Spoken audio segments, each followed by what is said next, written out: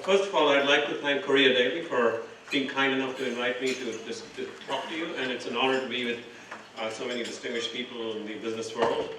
It's really a privilege. So I hope I can essentially make your time valuable. Make it worthwhile for you. However, let me just tell you my area of expertise so we can sort of go with what I'm going to do in the right expectation. Actually, I'm not an economic forecaster, so I'm not really going to have a crystal ball to tell you where we're going in terms of the economy. But what I am into is something called behavioral finance, which is that we try to look at indicators of investor sentiment and try to figure out how investors are behaving today and how they're likely to behave in the future. And so it's really about more like investor sentiment rather than the actual economic forecasting.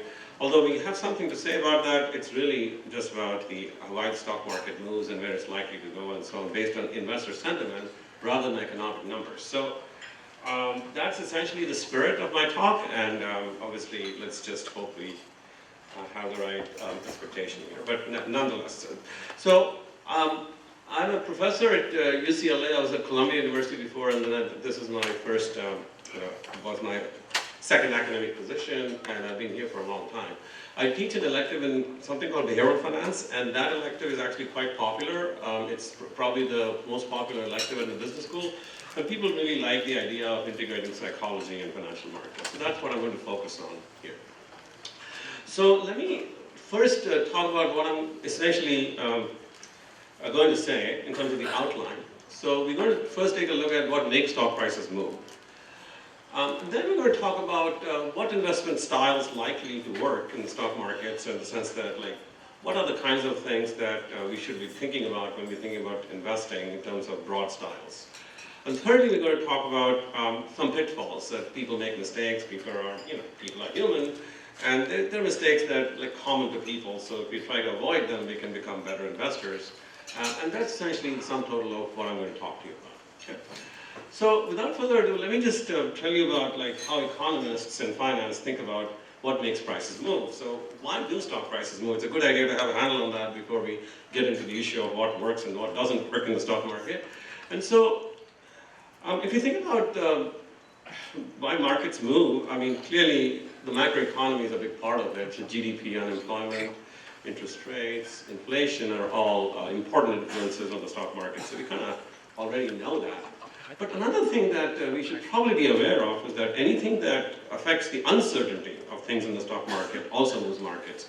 So if suddenly the world becomes more uncertain because of China tariffs and so on and so forth, then it's not about the outcome, it's just about the fact that we don't know what's going to happen that's going to get the stock price depressed, because stock market investing is risky, and so if the risk goes up, the stock price goes down. So it's important to understand that it's not just about the direction, it's also about the notion that there's just uncertainty that makes stock markets move. So it's important to keep that in mind. Finally, there's also this issue of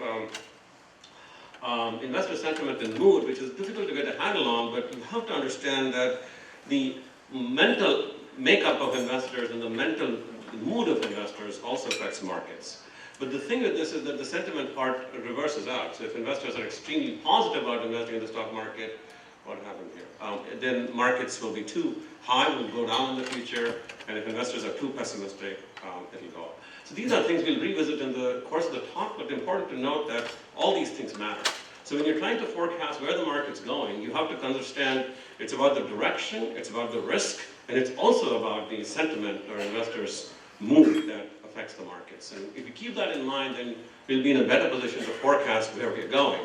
But all these things matter. So if somebody says that GDP outlook is good, so the market's going to go up, well, that's not exactly correct, because you have to still make some forecast about where sentiment is and where we're going to go in the future. Without that, the forecasting isn't complete. So you have to worry about these issues when you take someone's advice, and that's an important part of the whole story. Then about individual companies, like you think about, should I buy stock in Facebook? And you have to worry about, not only about future earnings, where they're going and what people think is going to happen to the stock's earnings, but also worry about where investor sentiment is. So you can't invest in Facebook thinking, oh, it's been so profitable in the past, we're going to invest in it. Well, no, because if you don't understand the sentiment part of it, then if sentiment is too high on Facebook, then even though the profits are looking good, the price is too high, so it's going to go down in the future. So you have to worry about that issue before you sink some money into Facebook, that you have to understand the aspect, the sentiment aspect of the individual stock as well. So these are all important considerations before we decide what we want to do within a company. All right. So having giving you the broad overview, let's get into the practical aspects of these issues. The main thing to understand when you try to invest is that we shouldn't invest in companies because we think this company is good, right? Because, for example, take a look at the second point. If everyone thinks that this company is good, the price is going to reflect it today, and there's going to be no benefit to me. So I can only make money in a stock if I have some informational advantage, in some sense I know something about the company that other people don't, or I understand investment styles or sentiment better than others. So if I don't have these advantages, the notion that a company is good alone can't really help me make money in the company, right? So I have to have some sort of advantage, either in terms of understanding human psychology or understanding the company better than others. And so I would suggest that when we decide to invest, we should consider what we know that other people don't. That's a question that we have to address. Okay, having addressed these issues, now let me tell you something about the investment styles that are in fashion today, and I'll tell you something about what styles are more robust than others and what styles are likely to work these days in uncertain times as opposed to other styles. So essentially, in the money management industry, there are three broad investment styles. They're called value, momentum, and profitability. Okay? So what I'm going to do next is to briefly go over what these styles are and tell you something about the investment philosophy that underlies these styles. The value style, the first one is basically what Warren Buffett uses. And Warren Buffett's famous quote is that be greedy when other investors are fearful and be fearful when other investors are greedy, which is the fundamental aspect of the value style. So let me go over these styles, in particular the value style first, and then I'll go to the momentum and profitability styles in turn. So the value style has to do with the issue that you want to buy stocks cheap, and so you want to go for stocks that other people don't want. So the value style is about stocks that are attractively priced. So we look at ratios such as the ratio of earnings to price, the ratio of book value of equity to price, and so on and so forth. And so we argue that the stocks that have high values of these ratios are attractively priced. So the value style is just about buying stocks that other people don't want in the hope that they'll go up. Growth stocks have the reverse. So value stocks have high book to price, earnings to price, and so on, and growth stocks are reversed. So, for example, Netflix would be a growth stock, and probably General Motors would be a value stock if you think about how that would play out. Okay, just go with this really quickly. In general, what we find is that not all the time, but most of the time, the value stocks, the stocks that not many people want, that are attractively priced, are the ones that outperform other stocks. So a simple rule is like, just buy stocks that are attractively priced. That essentially is the sum total of what the value style is. So if you look at the return differential between the return performance differential between stocks that are value, which have low values of market to book, that are cheaply priced, but the market is low relative to book value, that those stocks outperform stocks that have the reverse property. And this is the basis for the value investment style. Okay? Another way to apply the same idea of value, and I don't have too much time to go into it, obviously, in a 30-minute talk, is that the same sort of principle seems to apply to the overall market as a whole. So for the overall market, what you can do is that you can take a look at the price to earnings ratio for the market itself. And where the denominator, the earnings, is simply, according to one famous economist at Yale, which is Bob Shiller, is simply the smooth 10-year average of earnings in the market. So the notion here is that you want to smooth out earnings to capture short-term fluctuations. So what Shiller says is that you need to take a look at where the price to earnings ratio of the overall market is to decide whether investing in the overall market is a good thing or not. So this is basically applying value to the overall market. And so Shiller's ratio is called cyclically adjusted price-earnings ratio, which is also called CAPE. And the notion is the market's cheap and an attractive investment when CAPE is low. CAPE is just this ratio of price to 10-year smoothed earnings, right? And so today you can see that the CAPE is essentially at 33, whereas its mean was overall is 17. So relative to the mean, it's more than double what it's supposed to be. And according to Schiller, then, it would mean that investing in the stock market is not a great idea these days simply because the ratio is too high. But in general, we find that when CAPE is well above the historical average, then caution is necessary before putting your money in the stock market. So that would be what most economists would say, that the stock market is fully priced at the minimum, to say the least. So that's essentially the basis for value strategies, which is essentially investing in companies or in the market when the price to earnings ratio looks attractive. All right, so that's fine. Let's take a look at the issue of value strategies as they stand as of today. And as of today, it has been argued that value stocks haven't done particularly well in the past, but the reason for value strategies not doing well in recent times has been exclusively because the FANG stocks, which is the Facebook, Amazon, Apple, Google, and so on, those 5 companies, Facebook, Apple, Amazon, Netflix, and Google, those companies have done extraordinarily well in the past 6 to 7 years. So because of the dominance of those companies, the value strategies haven't done particularly well. So if you take a look at the FANG stocks in the past, they've done very well relative to the market. Market's at the bottom. The other stocks are the successfully higher graphs, and you find that the FANG stocks have done really well. Nonetheless, if you look at the performance of FANG stocks in 2019, in the latest year, you find that the same FANG stocks haven't done particularly well. So the point I'm trying to make here is that over relatively long periods of time, such as 5 to 8 years, value strategies do very well. But in any given 3 to 5 year period, you might find that glamour stocks, such as the high growth companies, do well. But in the long run, generally investing in the value segment tends to be more profitable than investing in the glamour segment. As you can see, these stocks tended to be overvalued at the end of 2018, and in 2019 they're not doing particularly well. So at this point, it doesn't look like investing in FANG stocks is a particularly good idea. So what I'm trying to say is that over long horizons, buying stocks that other people are not interested in seems to be a better bargain than buying stocks that everyone else wants. Okay, that's basically the take that I have on value investing. All right, now let's talk about the second investment style, which is momentum investing. As far as momentum investing is concerned, the idea here is the people who do momentum essentially chase trends. So they argue that you need to buy stocks that have done well over the past 6 to 12 months. This is essentially the story that they tell us. These styles work very well in relentless bull markets, and when the market's rising, the stocks that have been rising in the past tend to continue to rise and do extraordinarily well.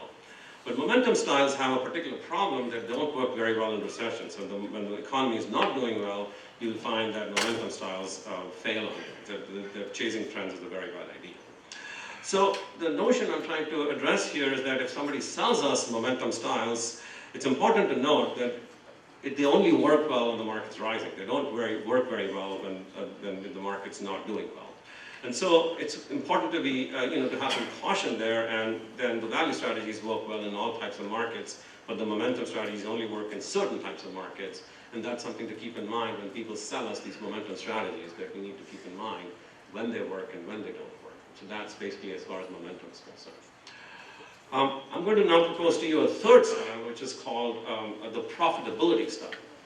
The profitability style actually is startlingly simple. It's really a simple strategy, which is to say that all you got to do is buy stocks that have been really profitable. Profitability is typically measured by something called profit margin, which is simply the revenue you generate minus the cost of the goods you sell, divided by some normalizing factors such as total assets. So profitability styles are simply buying stocks in profitable companies. Okay? So now if you think about the philosophy that we want to combine profitability styles, highly profitable companies, with value investing. So value investing says the stock is cheap, and profitability says the stock is profitable. So cheap stocks that are profitable obviously are extremely powerful things to invest in, because that's what you want. So people often say that combining value and profitability is probably the best strategy, and in general we find that that is in fact the case.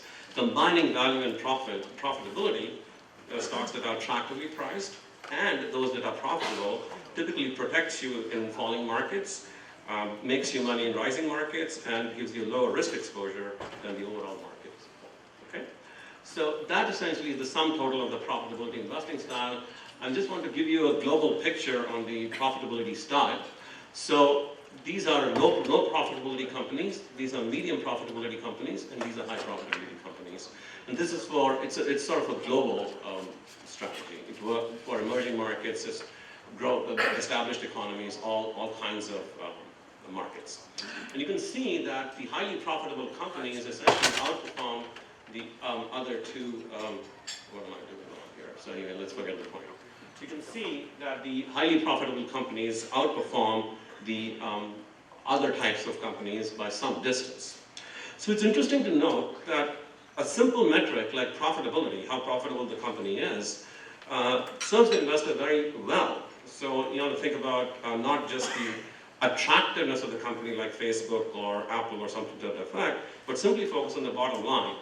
How much is it selling and what are its costs? Just that differential is a very powerful predictor of how the stock's going to do. And so that's essentially the takeaway from this. The profitability style is always a good bet, and when you're doing that, you also should screen for one other thing, which is how volatile are the profits. So just a quick check, like if the profits are moving around a lot for the company, that's a bit risky, because the company could go bankrupt in any one quarter, but other than that, it's a very safe bet, particularly when combined with value. So these are important things to note, that these things work no matter what the state of the market, and that's important. I wanted to now expose you very quickly to a couple of things that I think are important, which is that when we invest, we have to be aware that we all are human and we have biases, right? So I'm going to expose you to 2 or 3 biases that are very much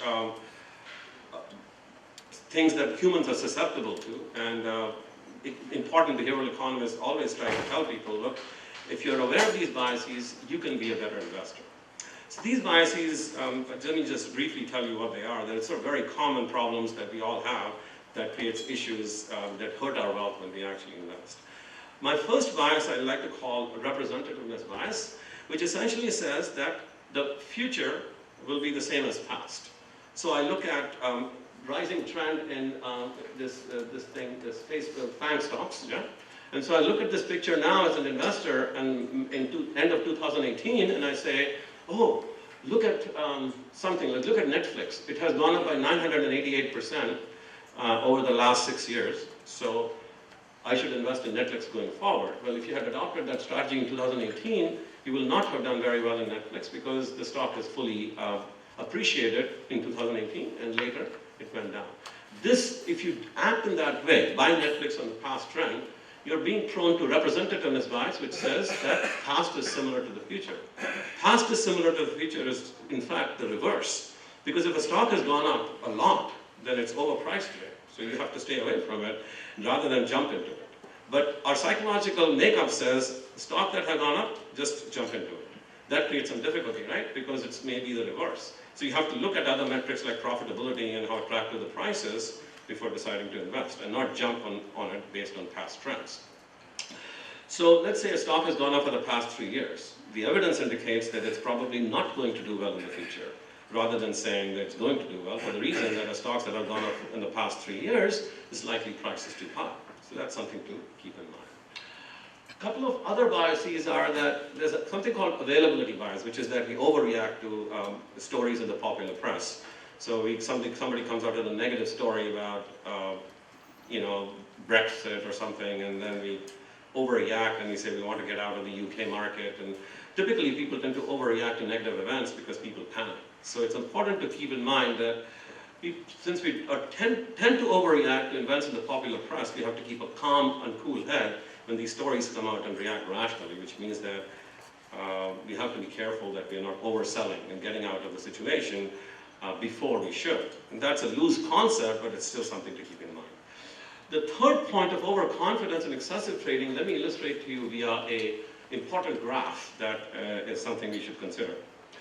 Generally speaking, many of us tend to not only invest for the long term, but some of us are also active traders in stocks thinking we can make money by trading.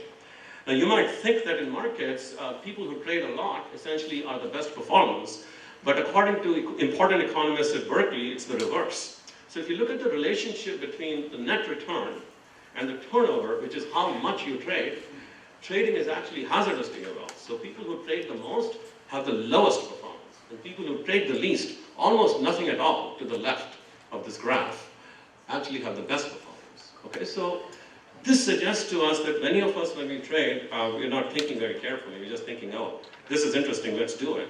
But over time, if you do 1,000 trades, which are just interesting, but we didn't think about it, then that will hurt our performance, right? So we have to be careful not to trade too much based on our overconfidence, which is that I know everything about the stock, I don't really care, I know what I'm doing. Whereas in actuality, the evidence suggests that on average, people don't know what they're doing, and it's the reverse. So we should trade very little, and we should think about what we are doing. We should understand what is it that we're trying to do, rather than trade impulsively. So that's an important lesson to take away from this graph. That trading is actually hazardous to your wealth. Let me essentially try to give you a couple of other insights on the markets, and then maybe we can take one or two questions if necessary. But I wanted to alert you to two other pitfalls in the markets that we should try to avoid. One of them is something called a cautionary warning on IPOs. And let me tell you what I mean by that. I'll give you two charts. The first chart is the Facebook stock's performance right after its IPO. See, the IPO happened on the date to the very left of this graph, and then we're seeing what happened to Facebook about maybe a year after the IPO. This Facebook's performance 1 year after the IPO, okay? If I look at the performance of Uber right after the IPO, the graph looks similar. So the IPO price was high, and the stock then drifted down relative to the IPO price, right? So these are the two pieces of evidence we have. So then the question is, what's the psychology? Why is the stock price falling after the IPO for both Uber and Facebook? Why is the price going down? And so now let me tell you what psychologists said. The problem is that for any brand name IPO, okay, even Alibaba or even Samsung does an IPO 15 years ago, it's the same thing. Doesn't matter. What happens is that there's too much emotion and too much pent-up demand on the IPOs. So everyone wants to buy Facebook because it's the company whose product they use every day. So retail people get excited about the company and say, okay, I want to buy some shares in Facebook. And similarly with Uber, everyone uses Uber, so people jump into Uber and want to buy some shares in Uber. The problem with that is that there's too much positive sentiment. And so when the IPO happens, everyone is very, very interested in getting hold of the shares in the IPO, and the stock becomes overvalued. So the lesson of these two graphs is the following, that if you really want to buy shares in an IPO, you have to wait at least 2 to 3 months and let the stock stabilize, and maybe even a year to let the stock stabilize before you get into the company, because the first year after the IPO is typically when the sentiment is reversing out, that price is too high and it's going down to where it should be. So many of these IPOs actually do make money for investors, but not people who get in on the very first day or the very first week. You have to wait 1 year, let the sentiment reverse out, let the excitement go down, and then buy the shares. Otherwise, you simply overpay for the company. It takes you a long time to make up the losses. So don't buy shares, especially in brand name IPOs, these kinds of companies where there's too much positive sentiment and retail demand, because it'll result in a loss of wealth. Just be careful is the lesson of this story. Okay, so that's the one other thing to keep in mind.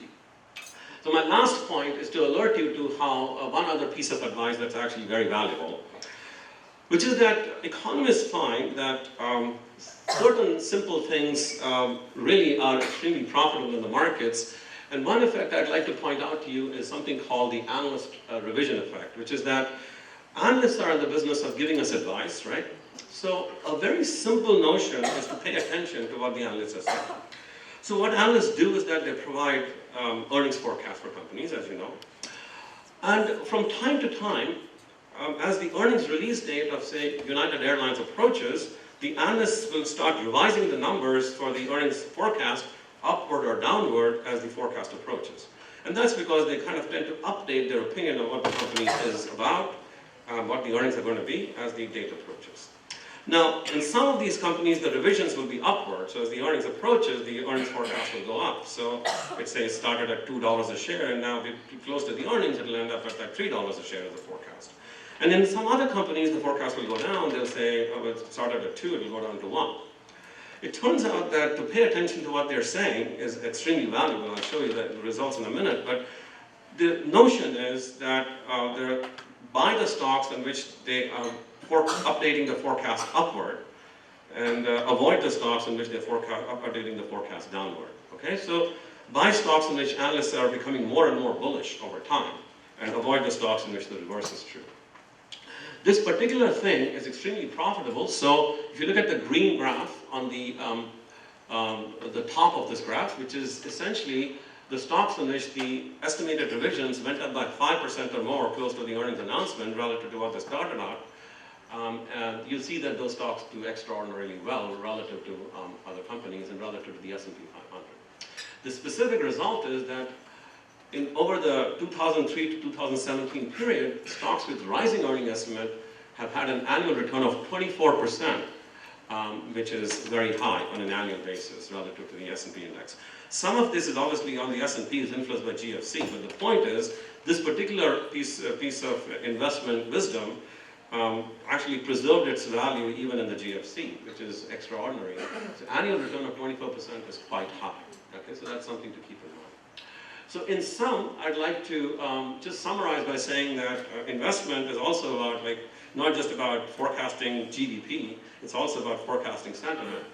And so my advice to everyone here would be to look for solidly profitable companies which are attractively priced, avoid hot IPOs for a few months after the IPO, pay attention to analyst revisions, and above all, just trade thoughtfully and infrequently, don't trade too much. So those are my points. Thank you very much for this.